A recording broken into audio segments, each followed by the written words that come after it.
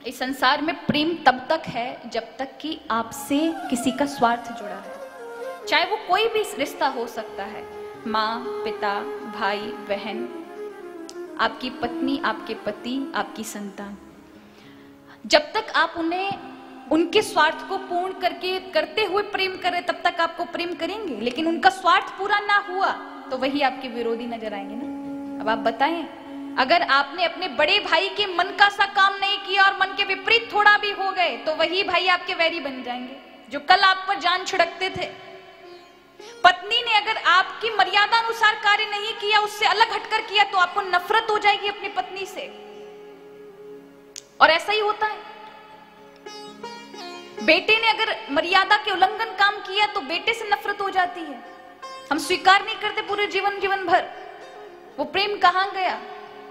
क्योंकि जब स्वार्थ सिद्ध नहीं होता, और यही बात याज्ञवल्क्य मैत्रेय से कहते हैं कि संसार में जो भी लोग प्रेम करते हैं ना, वो अपनी आत्मा को, अपने आप को खुश रखने के लिए करते हैं, कि वो चाहते हैं कि सामने वाला उनकी तरह से काम करे, वो जैसा चाहते हैं वैसा करे, तब तक तो वो उनका प्रेम बना रहेगा। लेकिन जैसे उनके विपरीत हुआ तो उनका प्रेम तो तत्क्षण नष्ट हो जाता है, तत्क्षण नष्ट होता है।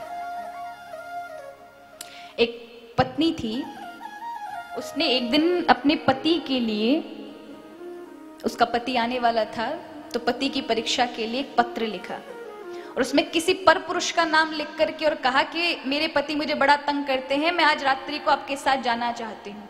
और पति के बेड के बिल्कुल तकिए पर वो पत्र रख दिया। अब पति आता है और जैसे ही देखता है, उस पत्र को पढ़ता है, आग बबूला हो जाता है। और जैसे ही पत्नी आकर पूछती है कि चाय लेकर आऊं, तो आग बबूला होकर के कहता है मुझे नहीं चाहिए चाय। पत्नी कहती है हुआ क्या? एकदम से अभी थोड़ी देर पहले आए तब तो ठीक थे, एकदम से क्या हुआ आपको?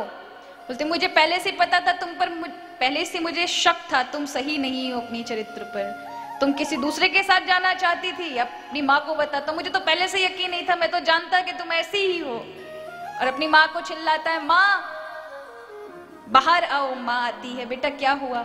माँ मैं कहता था ना कि ये ठीक नहीं है, देखो मुझे इसका पत्र मिला है, ये किसी और के साथ आज रात्रि में जाना चाहती है।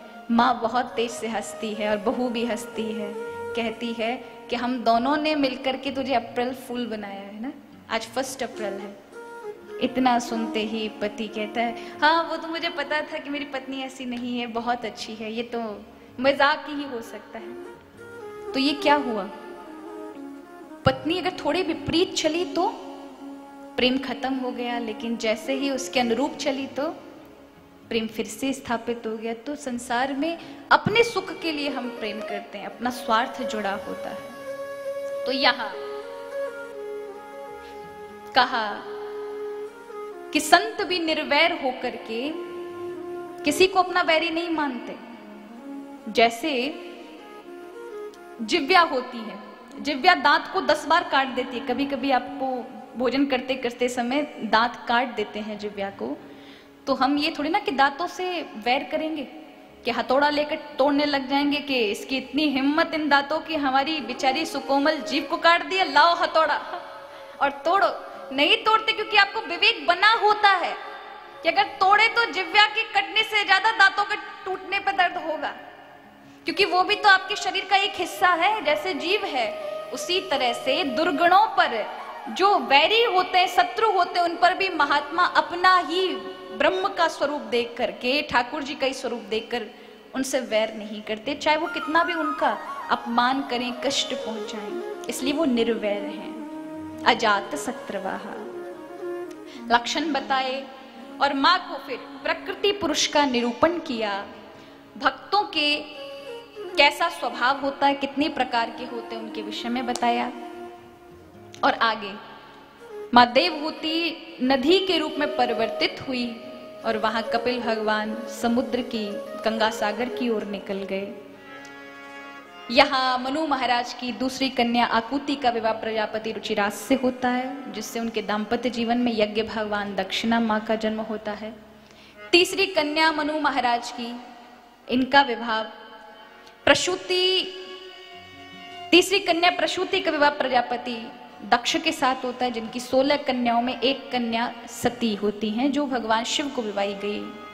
लेकिन दक्ष ने अपमान किया तो फिर यज्ञ कुंड में सती ने अपना शरीर छोड़ा और फिर दूसरा पार्वती के स्वरूप में आकर के भगवान शिव के साथ फिर पुनः उनका विवाह होता है। और फिर एक वो आदर्श ग्रस्त धर्म का एक आदर्श स्थापित करते हैं सबके समक्ष, क्योंकि भगवान शिव जैसा ग्रस्त जीवन किसी का नहीं है। इतना प्रेम कि उनके घर में रहने वाले वाहन आदि भी, पशु पक्षी भी निर्वैर हो गए, जो कि एक दूसरे के शत्रु हैं। मोर चूहे का शत्रु है, सर्प का शत्रु है, पर वो भी अपने अपने शत्रुता को भुला करके प्रेम में रहते हैं। ऐसा ग्रस्त जीवन। मनु महाराज के प्रथम पुत्र उत्तानपाद की 2 पत्नियां थी, सुनीति सुरुचि।